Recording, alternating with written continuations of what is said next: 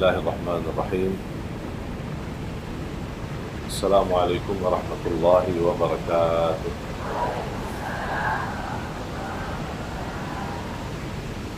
Alhamdulillahi rabbil alamin.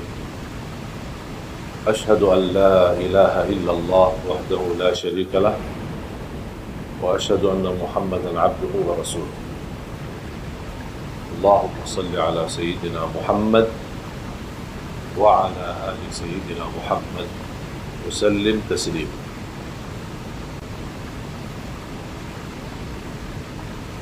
Alhamdulillah, syukurillah, masih diberikan oleh Allah SWT kesempatan untuk kita sama-sama bertemu kembali bersilaturahim. Para jamaah sekalian dimuliakan Allah Subhanahu wa taala,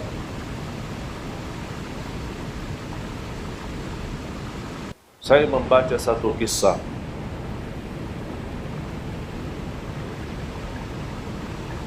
membuat saya berfikir betapa besarnya keagungan dan kemuliaan Allah Subhanahu wa taala, dan selalu Allah beri yang terbaik.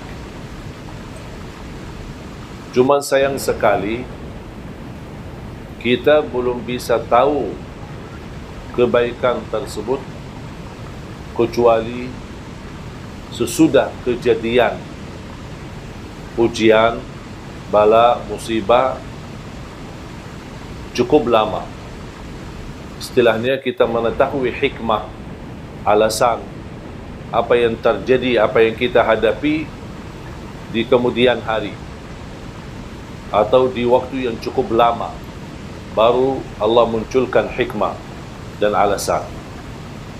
Kisah yang saya baca mengambil banyak hikmah dan pelajaran, membuat saya sadar dan semakin belajar dan meyakini apa yang datang dari Allah pasti itu baik, walaupun nampaknya di pandangan mata kita buruk dan itu ujian.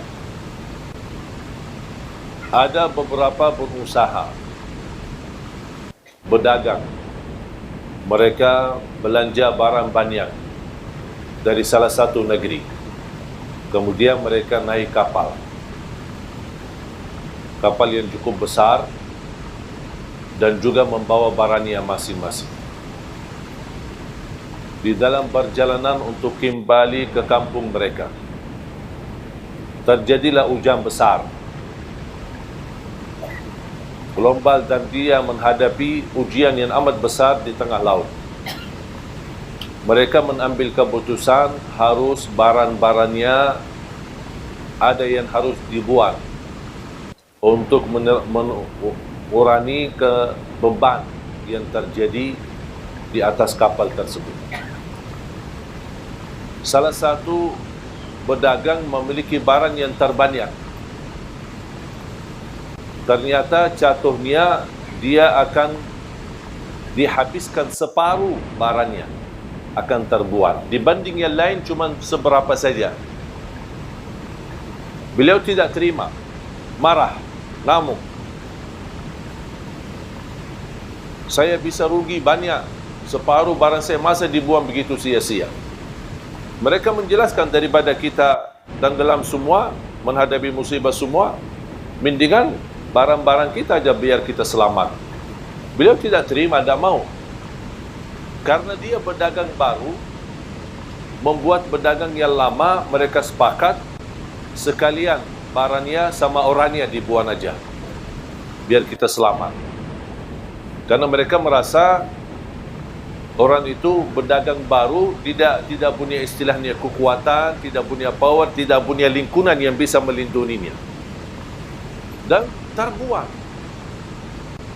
Dan subhanallah, mereka jalan dan beliau bersama barangnya sudah terbuang di dalam laut. Dalam menghadapi ujian angin besar, subhanallah, terarah kepada salah satu pulau yang cukup sepi, tidak ada apa-apanya.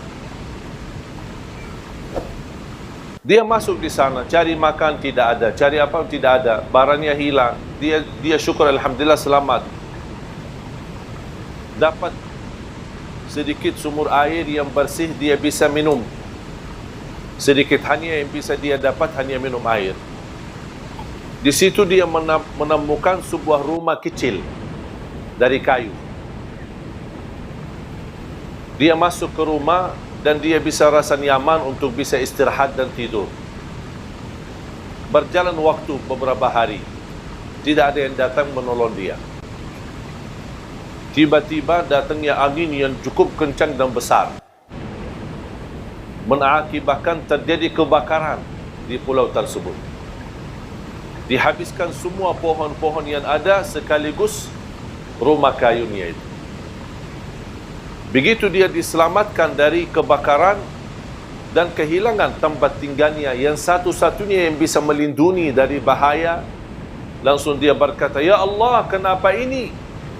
Sampai rumah yang aku tempati untuk mencari nyaman dan melindungi diri, kebakaran habis."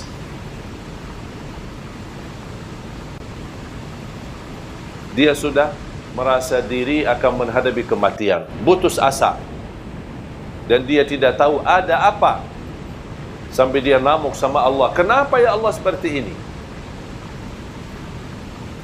Dan subhanallah, tidak lama ada kapal besar yang datang dan dia bisa melihat dari jauh. Langsung dia ke arah pantai dan menunjukkan tangannya. Mereka karena kapal besar tak bisa mendekati, menerima perahu kecil atau kapal kecil untuk menjemputnya. Ketika dijemput dan naik kapal besar, dan beliau bertanya, "Kok dari mana kalian tahu saya ada di sini?" "Oh, kami tahu dari jauh, kami melihat asap. Gara-gara terjadi kebakaran kan ada asap besar. Kami berfikir ini tanda, biasanya kami seorang laut, pasti biasanya itu tanda-tanda ada orang minta tolong. Makanya kami datang."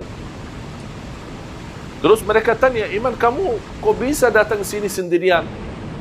"Oh, ceritanya saya bersama kapal berdagang, mereka mengkhianati saya, mereka semua bersepakat untuk melimbar saya di laut, dan syukur saya bisa selamat." Kata pemilik kapal, "Mereka itu yang Anda cerita, semuanya mati tenggelam. Bedagangnya dan barangnya dan kapalnya, semuanya mati." Baru dia sujud syukur. Dan dia berkata, ternyata ada hikmahnya. Faham ibu? Memang subhanallah, Allah maha baik. Wallahi ibu-ibu tidak bakal tahu bagaimana cara Allah mengatur ujian kita. Tapi yakini, Allah tidak pernah mau susahkan kita. Kalau ibu yang begitu cinta dan sayang sama anaknya, kira-kira mau enggak dia susahin anaknya? Kata Rasulullah, Allah jauh lebih besar kasih sayangnya kepada hamba daripada ibu kepada anak. Tapi ada manusia yang belum percaya sama Allah. Ada manusia yang masih berkata, "Ya Allah, kenapa saya seperti ini? Ya Allah, kenapa saya cuma penderita sakit? Ya Allah, kenapa saya sudah lama menikah tapi belum bisa punya keturunan? Ya Allah, kenapa saya dijodohkan sama orang yang jahat yang menyakiti perasaan saya? Ya Allah, kenapa saya punya usaha semuanya habis dan rugi? Ya Allah, kenapa saya..." Itu bahasa kita sehari-hari. Padahal kita tidak tahu dan belum meyakini Allah jauh lebih sayang sama kita daripada ibu kepada anak. Ibu pun ketika lagi marah sama anaknya dan dia cubit, bukan karena dia benci sama anaknya, bukan dia tidak suka sama anaknya, justru cubitan itu karena sayang. Anggaplah yang terjadi dari Allah itu cubitan dari Allah Subhanahu. Barangkali kita ada kesalahan, barangkali ada kekurangan ibadah, barangkali terlalu sering ketiduran salat subuh, barangkali kita lupa baca Quran, barangkali kita sempat satu kali menyakiti hati orang tua. Walaupun satu kali, ada balasannya. Ada balasannya dari Allah SWT.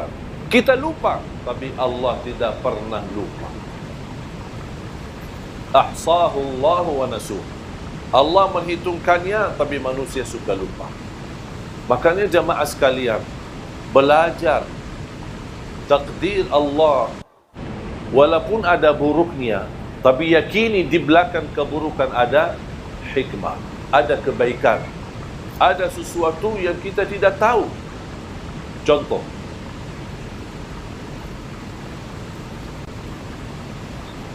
tadi ada satu ibu bercerita, suaminya meninggal. Semoga diampuni Allah Subhanahu wa taala. Baru saja nikah 7 bulan.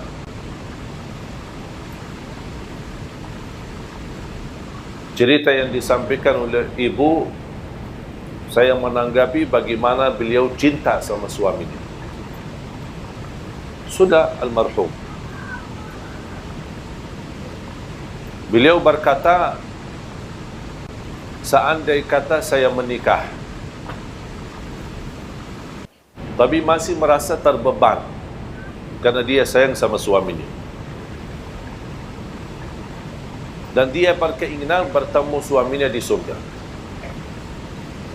Terus kalau saya dijodohkan lagi, nikah, usianya masih muda, saya khawatir gimana nanti sama suami yang pertama atau suami yang kedua. Ya udahlah, daripada bingung, mendingan dah usah nikah, katanya. Biar dijamin dapat dan bertemu suaminya di surga. Saya menjawab,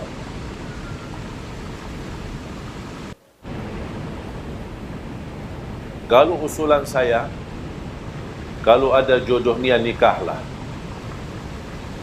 Masih muda, belum punya anak lagi, nikahlah. Urusan surga nanti urusan lain. Ketemu siapa itu urusan sama Allah. Dan kejadian ini sama pernah terjadi sama istri Rasulullah, bernama Ummu Salamah. Kenal nggak Ummu Salamah? Dari mana? Kenal? Tahu maksudnya. Ummu Salamah salah satu istri Rasulullah SAW. Ternyata Ummu Salamah punya suami namanya Abu Salamah. Cinta bukan main sama suaminya. Meninggal, mati syahid di waktu tamburan perang bersama Rasulullah SAW. Meninggal. Ketika meninggal suaminya, dia merasa sedih banget. Kehilangan seorang yang dia paling sayangi, paling cintai, baik banget. Dan dia merasa kehilangan sesuatu yang amat besar. Tapi dia sabar, ujian. Suami meninggal, ada istri dia meninggal, ada anak dia meninggal. Semua itu namanya ujian. Dan kita semua pasti akan meninggal, akan mati, menghadapi kematian. Ternyata subhanallah, berjalan waktu, dijodohkan sama Rasulullah. Sebelum dijodohkan sama Rasulullah, dia pernah berkata, ketika Rasulullah SAW mengingatkan untuk bersabar dan menerima ujian ini, dan insya Allah Allah ganti yang lebih baik. Langsung beliau berkata, siapa yang lebih baik dari Abu Salamah? Tak mungkin bisa menemukan orang-orang yang lebih baik dari Abu Salamah. Pertanyaan saya, ibu-ibu, mana yang lebih baik, Abu Salamah atau Rasulullah? Akhirnya jadi jodohnya sama Rasulullah SAW. Muncullah pertanyaan, ya Rasulullah, saya kan pernah nikah sama Abu Salamah. Sekarang saya jadi istrimu. Saya ketemu siapa nanti di surga? Sama pertanyaan ibu itu tadi. Saya jawab sebagaimana dijawab oleh Rasulullah SAW. Kamu bersama orang yang terbaik akhlaknya. yang terbaik. Kalau kira-kira Abu Salamah lebih baik akhlaknya, berarti nanti sama Abu Salamah. Tapi yang kita tahu dan kita belajar, yang paling mulia akhlaknya siapa? Berarti dia sama. Dan disitulah kunci kebahagiaan dalam rumah tangga, kemuliaan akhlak. Jamaah sekalian, tidak ada rumah tangga yang tidak bermasalah. Tetapi kunci mengatasi segala persoalan dan permasalahan adalah kemuliaan akhlak. Bahkan Rasulullah SAW bersabda, menunjukkan kunci kemuliaan seorang laki-laki, terutama laki-laki.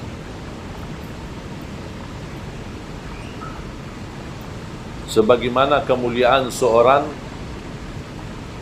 atau kemuliaan seorang laki-laki yang paling mulia akhlaknya sama isterinya.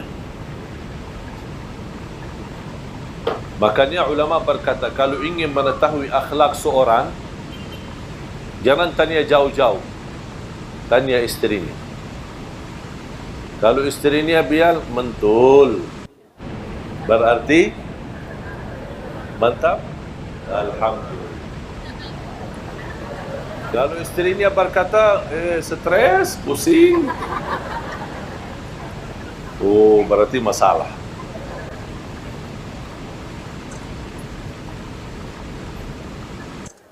Dan subhanallah, dengan kemuliaan akhlak kita bisa memiliki segala sesuatu. Dengan kemuliaan akhlak kita bisa memiliki segala. Memiliki hati orang, memiliki kehormatan orang, memiliki kemuliaan orang, pasti akan dimuliakan.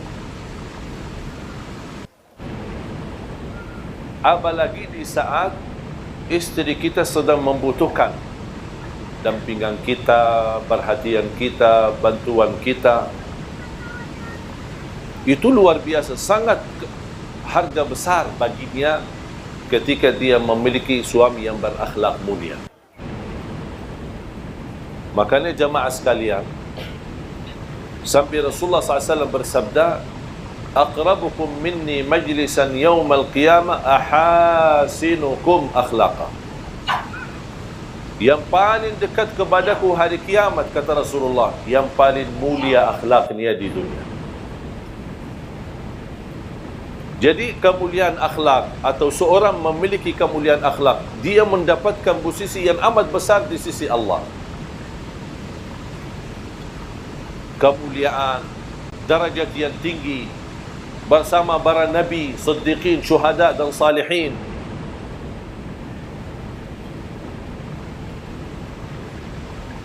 Dan salah satu akhlak yang perlu kita jaga, terutama di dalam rumah tangga,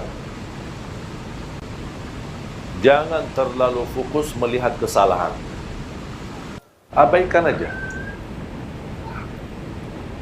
Jangan terlalu memperhatikan kesalahan. Abaikan aja. Lupakan, lewatin saja. Anggap sesuatu yang berjalan terus berlalu. Jangan terlalu diperhatikan. Kalau setiap kesalahan ada teguran, setiap kesalahan dibahas, setiap kesalahan dibicarakan, setiap kesalahan namuk, tidak akan selesai. Karena kita manusia tidak terlepas dari kesalahan. Bisa kita perbaiki kesalahan tapi dengan cara yang baik. Kalau anda melihat sesuatu yang tidak suka, jangan anda bilang saya tidak suka ini, tapi saya suka seperti ini. Saya suka seperti ini. Saya tidak suka kalau kamu tidak perhatian saya, tapi sebaliknya, aku suka kalau diberikan perhatian. Faham? Jadi jangan ada muncul rasa atau bahasa seolah-olah yang di depan kita selalu disalahkan. Kalau misal dia masak, istri masak, kita tidak suka cara masakannya. Jangan, aku tidak suka cara masakan ini. Tapi bahas, aku lebih suka seperti ini. Aku lebih suka nasinya seperti ini. Aku lebih suka minumannya seperti ini. Misal, kalau anda tidak suka minum dingin, dibawain minum dingin. Ketika anda minum, tidak enak, tidak nyaman. Tak mau, aku tak suka. Jangan. Aku lebih suka yang hangat. Boleh enggak diganti? Pasti akan jawabannya halus. Tak, aku tak suka. Tak ganti. Tak mau ganti. Kamu tak mau, ya udah biarin aja. Karena bahasanya sudah tidak enak. Pasti jawabannya tidak enak. Ada satu kejadian ketika Rasulullah SAW pulang ke rumah. Ini kan sebuah kisah. Ada yang sebutkan kisah ini benar, ada yang bilang tidak benar, tapi intinya kisah, tidak ada mempengaruhi masalah ibadah. Rasul pulang ke rumahnya, musim panas, keringat, capek, mau beristirahat. Datang istrinya Siti Aisyah membawain minum.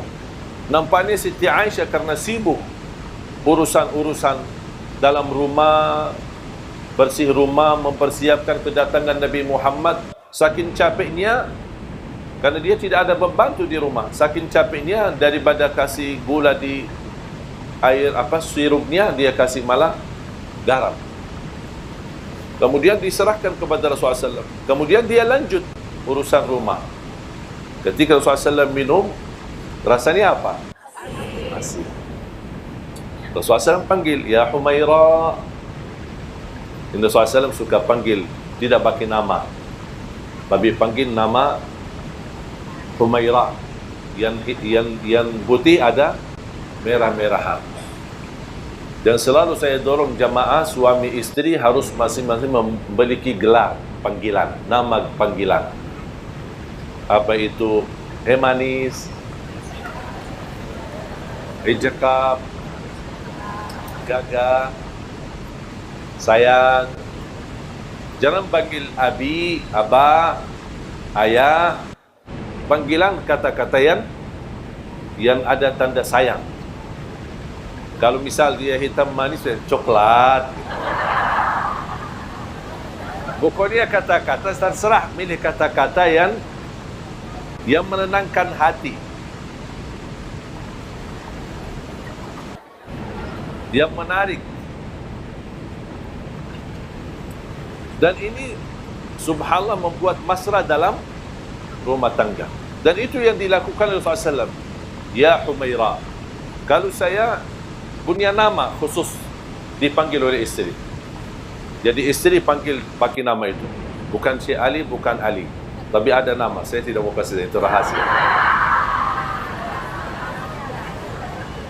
Sebaliknya saya juga punya nama untuk istri, dan dia suka kalau saya panggil dengan pakai nama itu. Lewat telepon, lewat WA, atau saya pulang ke rumah, itu selalu saya panggil seperti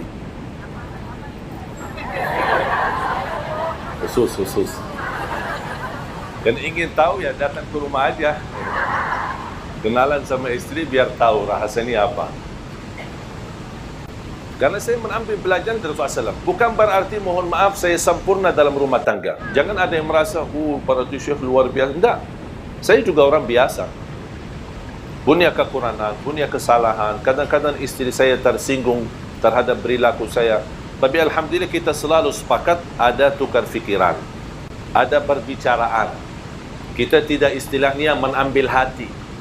Aku lihat dia, aku marah, terus simpan di hati. Dia lihat saya, dia marah, simpan di hati. Itu tidak akan selesai masalah. Ada sesuatu dibahas, tapi cara dibahasnya agak enak, sopan, saling menjaga, saling menghormati, seperti ini, seperti ini. Kalau menurut saya itu namanya istilah muhasabah. Setiap minggu sekali kita muhasabah. Saya tanya sama istri saya, apa yang saya lakukan selama 1 minggu membuat kamu tersinggung? Dia kasih tahu. Kalau enggak dia kasih tahu, dari mana saya bisa tahu? Karena yang sakit hati siapa? Istri. Hati yang dia punya, bukan saya punya. Saya tidak tahu isinya. Makanya harus saya tanya, apa yang membuat kamu tersinggung? Apa yang membuat kamu tidak enak hati? Oh, kalau begini, kalau foto sama ibu-ibu jangan terlalu dekat. Siap.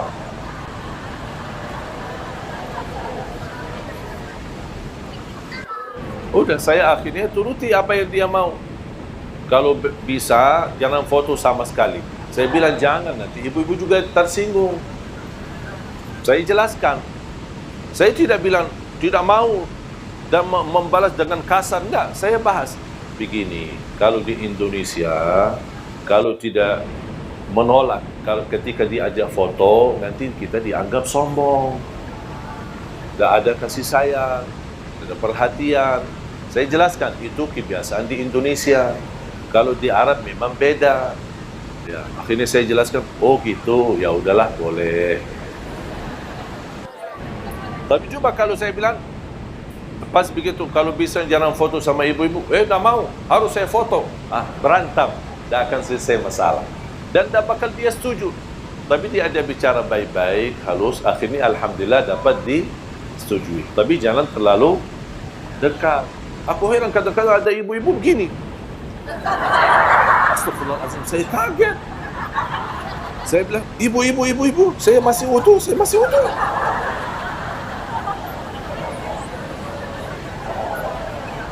Saya jujur saja bicara seperti ini, padahal saya belum wudu.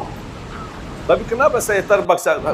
Jangan, supaya dia menjauh daripada bubu, jauh. Nanti dia juga tersinggung, masalah lagi.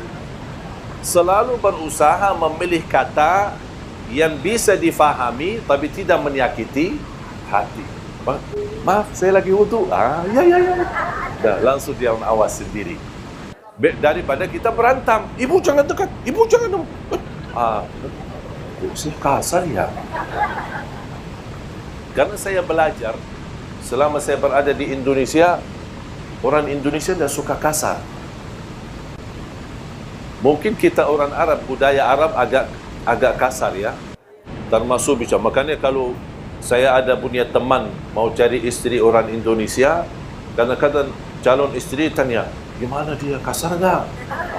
Dia sudah ada gambaran orang Arab kasar. Padahal tidak semua sama. Ya contoh seperti saya kan.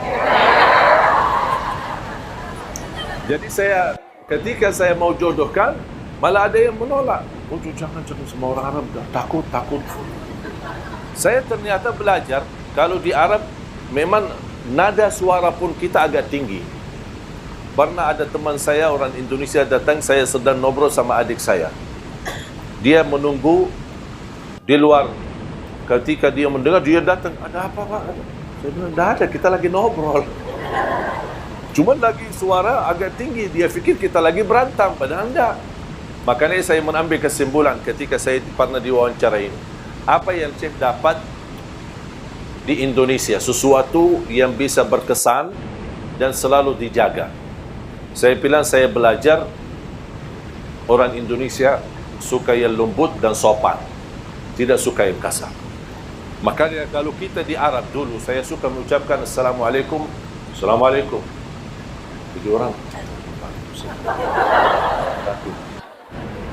begitu saya datang ke Indonesia, saya berubah lagi.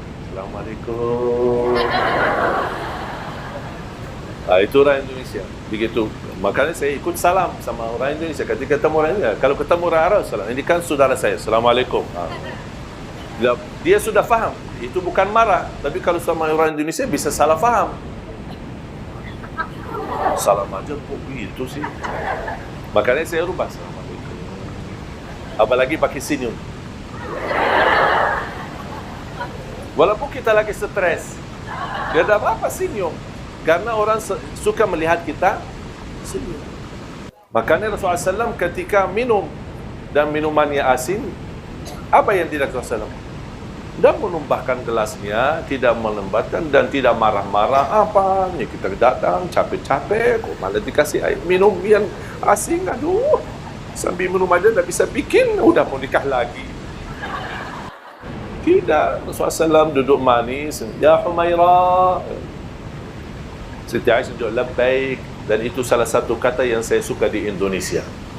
Suka labbaik kalau anak-anak labbaik, labbaik. Itu sebenarnya kata-kata dari dulu ada di Arab. Diambil dari kata labbaik Allahumma labbaik. Kenapa? Menunjukkan saya akan segera jawab. Saya akan segera sami'na wa ata'na. Dari pada dipanggil, ya, labbaik, labbaik. Artinya, tapi jangan labbaik, labbaik dah datang-datang. Lama suaminya panggil, sayang, labbaik. Dan panggilan labbaik belum datang juga. Kalau sudah labbaik, tinggalkan semuanya, segera datang. Siti Aisyah langsung, ya Humaira, labbaik, datang. Apa kata Rasulullah? Ayo, berkenan enggak temani saya minum? Temani saya. Siti Aisyah senang diajak sama suaminya ikut minum bareng. Apa Siti Aisyah suka di mana bekas bibirnya Rasulullah? Oh, ini. Dia minum, habis minum.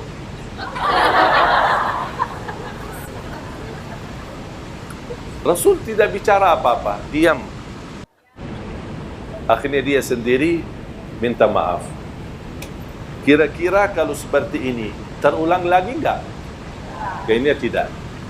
Karena sudah langsung mendapatkan teguran tapi dengan cara yang halus. Coba kira-kira kalau pas kita pulang minta, ayo bawain kopi. Pas kita dikasih kopi, malah isinya garam. Apaan ini kok? Masa sudah kita nikah 20 tahun, kopi tidak bisa bikin sih? Marah-marah. Kira-kira nanti kalau mau bikin kopi lagi, kasih garam enggak? Barangkali kasih racun sekalian biar habis. Masa gara-gara kopi marah-marah sih. Jadi, mengatasi masalah jemaah sekalian, jangan menghadapi dengan kekerasan. Walaupun bisa selesai masalah, tapi membuat hati sakit. Milihlah kata yang halus, yang baik.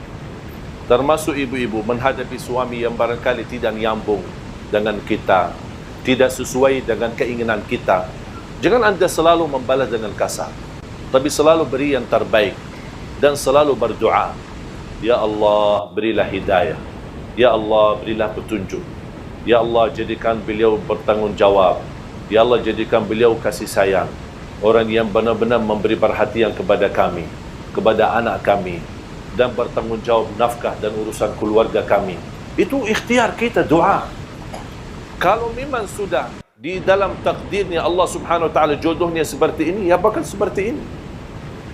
Yang bisa merubah nasib dan takdir hanya doa. Makanya jangan berhenti berdoa. Habis anda berikhtiar dan ada yang merasa sudah tidak kuat, tidak bisa tahan. Itu pilihan atau solusi dalam agama, boleh minta cerai. Itu solusi, bukan sesuatu yang tidak boleh. Ada orang kalau katanya minta cerai tak bakal masuk surga. Kata siapa? Kalau benar-benar sebagaimana saya jelaskan, ibu sudah sabar, sudah doa, sudah ikhtiar, sudah memimpin nasihat, tapi tetap tidak ada perubahan sama sekali, dan masih bisa sabar, saya usulkan sabarlah. Tapi kalau ada orang tak bisa sabar, bahkan ada yang merasa lebih baik saya mati, kenapa susahkan diri? Lepas. Karena inti daripada rumah tangga hidup bahagia. Kalau kehilangan kebahagiaan buat apa? Banyak orang yang sudah bisa berpisah walaupun anaknya sudah 10. Jadi jangan ada orang berkata, oh demi anak, demi anak. Itu bahasa yang menurut saya tidak tepat. Sebenarnya anak itu bisa diurus, bisa dijaga dan bisa diperhatikan. Tapi yang lebih utama adalah kita merasa harmonis, sakinah, mawaddah, rahmah dalam rumah tangga.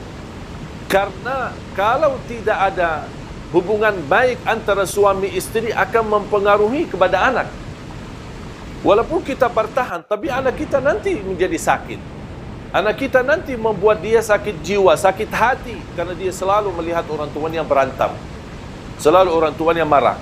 Dan selalu saya nasihatkan, kalau terpaksa anda memarah sama suami atau istri, Jangan di depan anak-anak.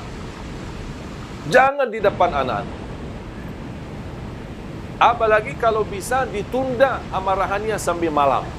Dia semua di anak tidur, masuk kamar sendiri dan bicara baik-baik. Sudah akan diselesaikan masalah. Wallahi tidak ada masalah, pasti ada jalan keluar. Tapi kita mau atau tidak jalan keluarnya, itu persoalannya.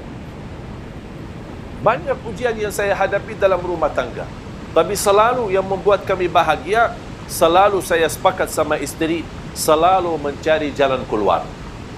Selama ada masalah, pasti ada jalan keluar. Fa inna ma'al usri yusra, inna ma'al usri yusra. Kalau ada satu kesusahan, berarti ada dua jalan kemudahan. Itu yang saya sudah yakini, saya sama istri saya.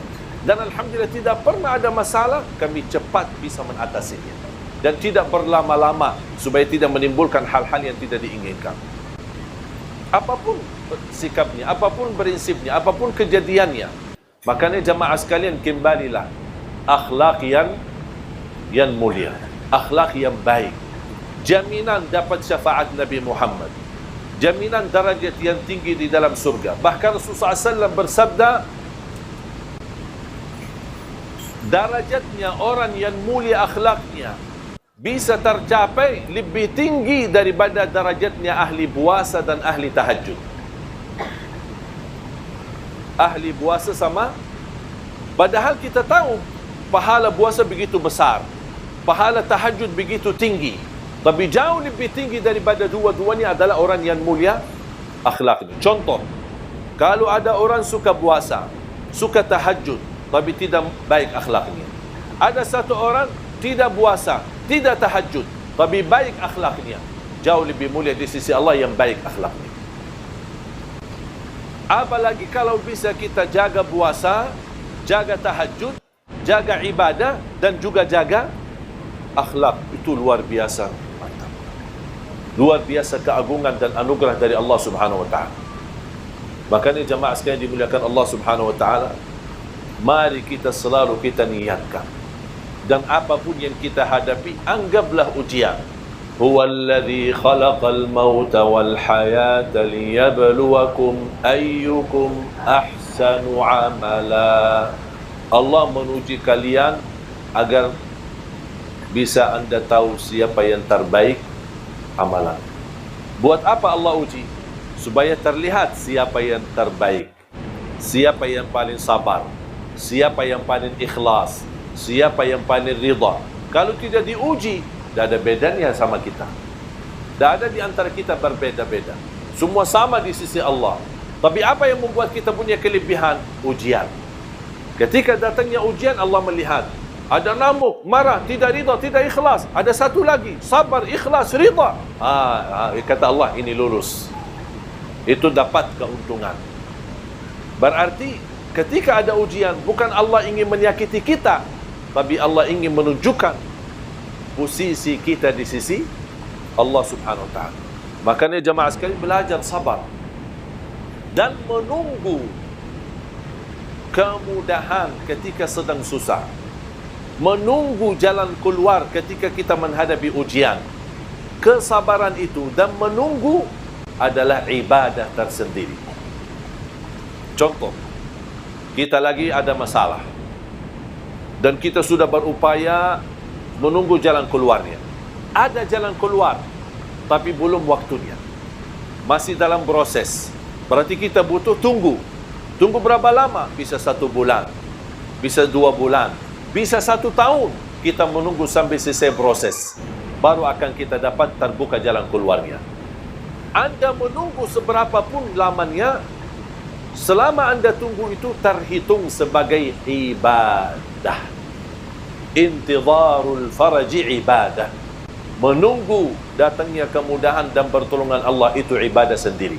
Berarti Anda dapat pahala karena tunggu, Anda dapat pahala lagi sabar, dan Anda akan syukuri ketika datangnya kemudahan dan pertolongan dari Allah Subhanahu wa ta'ala. Jamaah sekalian yang dimuliakan Allah Subhanahu wa ta'ala, saya akhiri satu cerita. Mau kan cerita? Ibu-ibu senang cerita.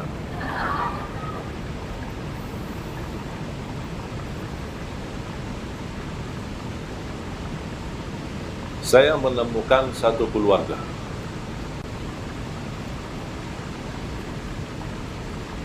Ketika habis pulang sekolah, itu terjadi di kota Madinah, di masa saya sekolah. Saya menemukan seorang tunanetra sedang berdiri di pinggir pintu sekolah, gerbang sekolah. Saya perhatikan, dan qadarullah, saya juga sedang menunggu ayah saya jemput untuk pulang sekolah. Ternyata Allah takdirkan ayah saya pun telat, dan tunanetra pun di samping saya juga sendirian. Menarik perhatian saya, membuat saya mendekat dan ajak bicara. Kamu tunggu siapa? Saya tunggu ayahku, kata. Ayahnya kepala sekolah di salah satu sekolah, tapi yang posisinya cukup jauh. Nampaknya ada mendadak rapat atau apa urusan, dah bisa datang. Di waktu itu belum ada handphone, belum ada HP untuk bisa ditelepon. Menanya, di mana? Lagi di mana? Sama-sama kita tunggu. Cukup lama, hampir 1,5 jam. Siang hari, panas. Saya berkata sama beliau, rumah kamu dekat enggak?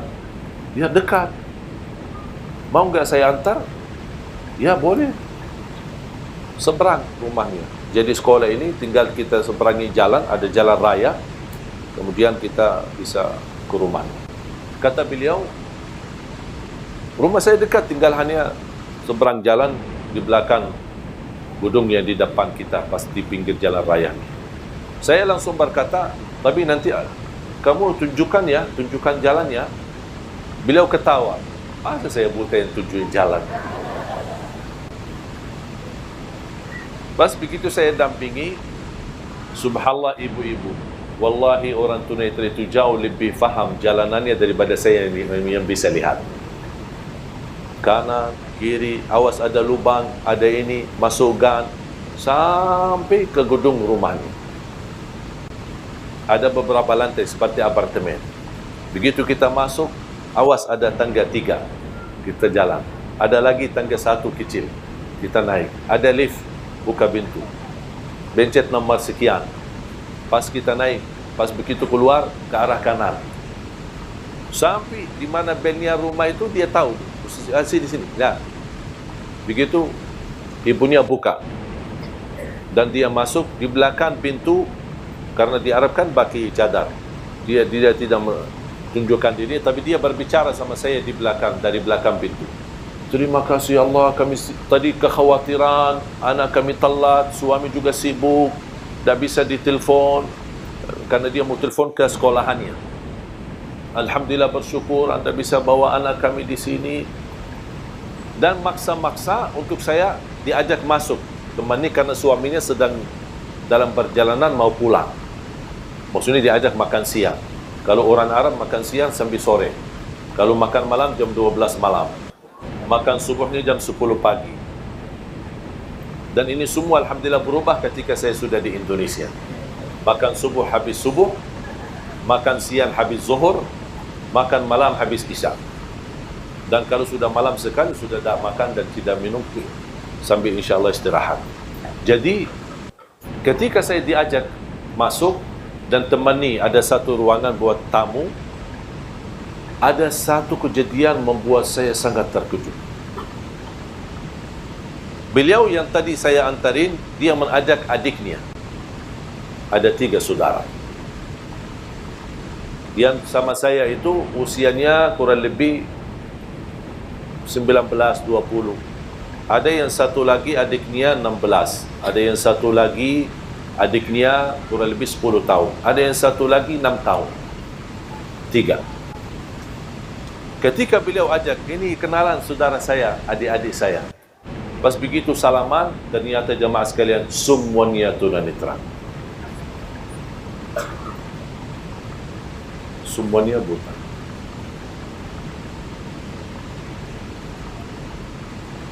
Di saat itu jujur saja jemaah sekalian, beberapa waktu lalu, waktu kejadian ini, saya ada sedikit stres, ada masalah lah gitu. Namanya anak muda kan, maunya ini, maunya itu, tidak dapat, tidak semua serba ada. Pas begitu saya melihat mereka, saya merasa malu sama Allah. Ternyata selama ini banyak nikmat yang kita dapat. Ternyata di sisi lain atau di keluarga yang lain, semuanya diuji oleh Allah. Bukan satu, semuanya. Hanya yang selamat dalam anggota keluarga itu hanya suami istri. Ternyata keluarga mereka keluarga besar 7 orang. 4 laki-laki dan 3 perempuan. Dan semuanya tunanetra. Semuanya buta. Tapi ketika saya bertemu dengan ibunya dan dia berbicara sama saya dari belakang pintu, subhanallah, tersentuh hati saya karena dia tidak pernah melepas daripada ucapan Alhamdulillah. Alhamdulillah. Cuba kejadian ini cerita di masa sekolah, SMP, sampai sekarang, Alhamdulillah hubungan saya dengan mereka baik. Cuman hanya saya sekali antar menjadi sahabat akrab.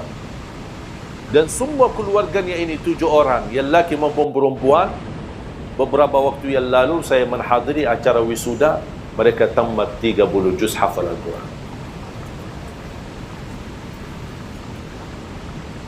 Kata ibu, kadang ada muncul rasa sedih ketika melihat anakku keadaannya begitu. Tapi saya sekarang bangga sekali. Terlupa ujian anak-anakku buta. Karena mereka sudah menjadi penghafal Al-Quran. Memang buta di dunia tidak bisa melihat, tidak bisa baca Quran dengan mata sendiri mempandangi Al-Quran. Tapi insya Allah di hari kiamat dia akan menjadi saksi baik untuk kedua orang tuanya dan akan bisa melihat dengan jelas dan terang jalan menuju ke surga Allah Subhanahu Wa Taala. Makanya jamaah sekalian, kita bersyukur. Kita masih banyak belum bersyukur. Menurut saya terlalu banyak nikmat yang Allah berikan. Nikmat orang tua, nikmat kita masih bisa bergerak ke mana saja pergi. Nikmat aman di negeri kita, alhamdulillah bisa pulang ke mana-mana, bisa pergi ke mana-mana, menghadiri majlis ta'lim, tidak ada yang mengganggu kita, tidak ada menyakiti kita, tidak ada yang mencuri atau mengambil hak kita. Kita merasa aman, nikmat. Melaksanakan ibadah, ada yang diberikan karunia bangun tahajud di tengah malam, wallahi itu nikmat ibu-ibu. Jangan ada yang merasa itu kehebatan kita atau kelebihan kita. Wallahi itu anugerah dari Allah SWT. Anda bisa beramal, tunasi, beri nafkah, beri sedekah di mana-mana, wallahi itu karunia, bukan karena kita punya uang, bukan karena kita punya kelebihan. Ketika diberikan kemudahan bisa umrah, wallahi itu karunia, bukan karena kita bisa daftar untuk umrah, bukan karena ada travel di mana-mana kita bisa ikuti mereka. Kalau kita bisa haji, wallahi itu karunia dari Allah, bukan karena kemampuan dan kehebatan kita. Banyak, terlalu banyak nikmat Allah. Kalau kadang saya duduk sendiri menghitungkan dan muhasabah diri betapa nikmat Allah yang ada di keliling kita, di sekitar kita, wallahi rasa malu. Tak sanggup untuk mensyukurinya semua. Ada ujian, tapi kalau kita berfikir dengan mata dan akal yang sehat, mana yang lebih banyak, ujian atau nikmat? Jauh lebih banyak nikmat. Tapi kenapa kita manusia suka lupa? Pas ada ujian kita baru marah dan tidak terima. Ketika ada nikmat, tak pernah ada manusia berkata, ya Allah, saya tidak pantas mendapatkan nikmat itu. Tapi ketika diuji, ya Allah, saya tidak pantas diuji. Itulah manusia. Makanya Allah sebutkan manusia di dalam Al-Quran, manusia amat bodoh dan amat zalim. Maksudnya apa amat bodoh dan amat zalim? Dia perilakunya, dia menzalimi dirinya sendiri. Dia merasa dirinya hebat dan dia lupa itu semua karunia dari Allah Subhanahu Wa Taala. Makanya belajar jamaah sekalian, selalu ucapkan alhamdulillah. Yang lebih indah ucapan alhamdulillah, kita masih berkenan memuji Allah dalam segala pujian ketika kita menghadapi musibah, ujian. Makanya ada hadis Rasulullah SAW, ketika ada seorang diuji dengan salah satu anggota keluarga meninggal dunia. Apa itu ayahnya, ibunya, istrinya, suaminya, anaknya. Allah turunkan malaikat. Unzuru ma qala abdi. Malaikatku, lihatlah apa ucapan hambaku ketika saya uji dengan ujian kematian. Malaikat menjawab, hambamu ya Allah berkata, hamadaka wastarja'. Maksudnya apa? Hamadaka wastarja', mengucapkan alhamdulillah, inna lillah wa inna ilaihi raji'un. Kata Allah kepada malaikat, ibnu li'abdi baitan fil jannah wa sammuhu baital hamd. Bangunlah di dalam surgaku istana dan berikan nama istana itu nama Alhamdu. Ini khusus pahala dan keistimewaan yang Allah sediakan yang mampu mengucapkan alhamdulillah ketika menghadapi musibah. Sebelum inna lillahi wa inna ilaihi raji'un, sebelum la haula wala quwata illa billah, alhamdulillah, baru inna lillahi wa inna ilaihi. Ada berita yang tidak menenangkan hati, alhamdulillah, inna lillahi wa inna ilaihi raji'un. Jangan berbicara macam-macam.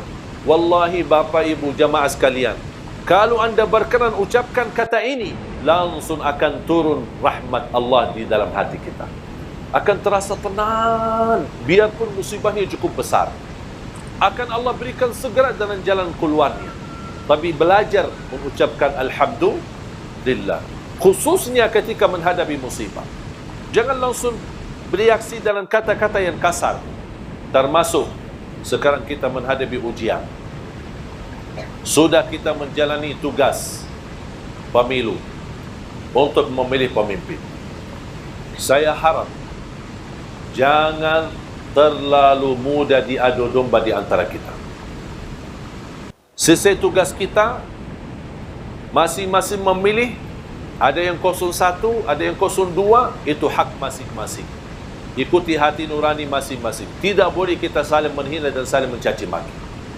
Tugas kita sekarang cuma doa. Doa. Selain doa tidak ada lagi. Jangan terlalu mau kalau diajak sini, lawan sini, benci sini, marah ini, marah itu, diadu domba di antara kita. Nanti yang jadi korban adalah rakyat kita Indonesia. Jangan sampai terjadi, malah kita sesama muslim. Di sana 01 ada di pihaknya ada ulama. Di 02 ada juga ada ulama. Di sana ada habaib, di situ juga ada habaib. Dan semua masing-masing berhak memberikan suara. Tidak boleh kita saling menyalahkan. Makanya harus kita belajar menerima perbedaan. Ini ada banyak upaya sekarang untuk menadu domba di antara kita. Hati-hati. Wallahi saya khawatir jemaah sekalian. Jangan sampai. Memang kita banyak yang gelisah. Merasa ada apa ini kok? Sampai sekarang ini. Begini cerita, begitu cerita. Apalagi terpengaruhi dalam media. Media pun banyakkan bohong, tidak benar. Hati-hati. Kalau bisa jangan nonton apa yang terjadi masalah pemilu. Udah tunggu aja keputusan yang resmi. Sabar. Kalau keputusan menenangkan hati, alhamdulillah. Kalau keputusan tidak menenangkan hati, alhamdulillah juga. Dan itulah yang pilihan yang Allah berikan. Ujian, apa yang kita mau lakukan? Jangan terjadi sebagaimana terjadi di Timur Tengah. Gara-gara kepentingan politik, terjadi perang saudara. Sama-sama muslim, tapi membunuh. Sama di sini bilang Allahu Akbar, di situ juga bilang Allahu Akbar. Coba sama-sama takbir, tapi bukan untuk salat, tapi takbir untuk menghalalkan darah seorang muslim sesama muslim. Na'udzubillah min zalik. Saya lahir besar di Timur Tengah. Coba lihat. Ibu-ibu belajar apa yang terjadi di sana. Yaman, Iraq, Suria, Libya, Tunisia, kemarin Jazairia, sekarang Sudan. Dan tidak ada habisnya persoalan-persoalan. Yang menjadi rakyat, yang menjadi kurban dan kambing hitam, rakyat mereka. Tapi kalau orang politisi, apa yang mereka dapat? Tidak ada masalah. Duitnya banyak, fasilitasnya luar biasa, tinggal dia ke Eropah, nikmati, senang-senang, ajak keluarga, sana ayo, terbang naik pesawat pribadi, nikmat. Tinggalkan rakyatnya dalam penderitaan dan persoalan-persoalan yang mereka hadapi sendiri. Makanya sebagaimana kita berhak memilih pemimpin, kita juga berhak menjaga aman di negeri kita. Dan kita tidak mau ada orang-orang yang merusakkan keamanan di negeri kita. Udah, kita sabar. Makanya jamaah sekalian, saya selalu berdoa, ya Allah, jangan sampai terjadi apa-apa di Indonesia. Wallahi, kalau terjadi konflik di Indonesia gara-gara perbedaan atau gara-gara politik, ini kan semua sekarang lagi hangat, lagi panas, gara-gara politik, bukan gara-gara agama. Tapi yang menjadi korban nanti siapa? Umat Islam. Umat Islam, karena umat Islam yang terbesar. Dan itu yang diinginkan oleh musuh Islam. Kita hancur, perang saudara, habis-habisan, mencaci maki, menghina, dan itu tidak layak sebagai orang muslim. Dan saya harap kita bisa dan mampu menjaga kebersamaan kita, karena kita rakyat Indonesia masih diberikan oleh Allah karunia dan kemuliaan di sisi Allah Subhanahu wa taala. Mudah-mudahan saya selalu berdoa, ya Allah, lindunilah negeri kami. Ya Allah, lindunilah negeri kami. Jadikan negeri kami baldatun tayyibatun rabbul ghafur. Ya Allah, jauhkan negeri kami dari adu domba, dari fitnah, dari bala, dari musibah. Ya Allah, jadikan negeri kami aman, damai. Karena kami sangat khawatir terjadi perang saudara di antara kami, terjadi konflik di antara kami, terjadi permusuhan di antara kami. Karena yang akan jadi korban adalah kami sendiri sebagai rakyat. Akan adalah anak-anak dan cucu kami akan tidak nyaman tinggal di negerinya sendiri. Ya Allah, ya Arhamar Rahimin, aku mohon jadikan negeri kami Indonesia baldatun tayyibatun rabbul ghafur.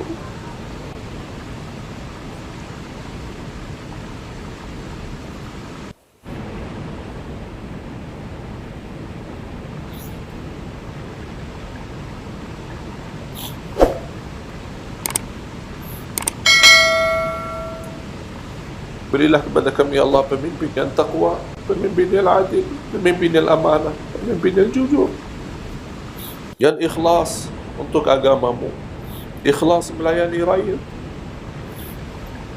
Ya Dzal Jalali wal Ikram, lindungilah keluarga kami, anak dan cucu kami, agar kami bisa nyaman, aman, tentram di negeri kami sendiri ya Rabbal Alamin. Ya Allah, ya Arhamar Rahimin, berilah kepada kami keturunan yang bahagia, anak saleh salihah, penghafal Al-Quran, yang mampu menjaga nama baik keluarga kami. Ya Allah, tenangkan hati kami semua rakyat Indonesia ya Allah. Tenangkan hati kami, damaikan di antara kami ya Allah. Satukan dan rapatkan saf kami, rapatkan saf ulama kami ya Allah. Rapatkan hati ulama kami ya Allah. Satukan kalimat ulama kami ya Allah, ya Dzal Jalali wal Ikram. اغفر لنا ولوالدينا ولجميع المسلمين والمسلمات والمؤمنين والمؤمنات الأحياء منهم والأموات. ربنا آتنا في الدنيا حسنة وفي الآخرة حسنة وقنا عذاب النار. Ya Allah, tidak lama lagi kami menyambut bulan suci Ramadan. Kami ingin ya Allah menyambut Ramadan itu dengan baik, menyambut Ramadan ini dengan di negeri yang aman, menyambut Ramadan dengan nyaman, agar kami bisa fokus ibadah dan tidak terpengaruhi dengan hal-hal yang lain ya Allah. Ya Allah, serahkan kami kepada bulan Ramadan dan serahkan Ramadan kepada kami. Ya Allah, panjangkan umur kami, sihatkan badan kami, agar kami mampu menjadi orang yang mencintai Ramadan, menjadi ahli Ramadan, menjadi ahli ibadah dan ahlul Quran di bulan suci Ramadan. Ya Allah, kuatkanlah kami ya Allah, dan kami selalu berdoa dan memohon kepadamu. Ya Allah, mohon diijabah. Ya Allah, mohon dikabulkan. Ya Allah, mohon diterima.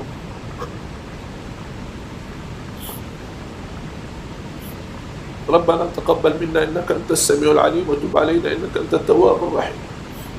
Wa sallallahu ala sayyidina wa nabiyyina Muhammad wa ala alihi wa sahbihi wa baraka wa sallam. Walhamdulillahi rabbil alamin. Subhanakallahumma wa bihamdika asyhadu an la ilaha illa anta astaghfiruka wa atubu ilaik. Assalamualaikum warahmatullahi wabarakatuh.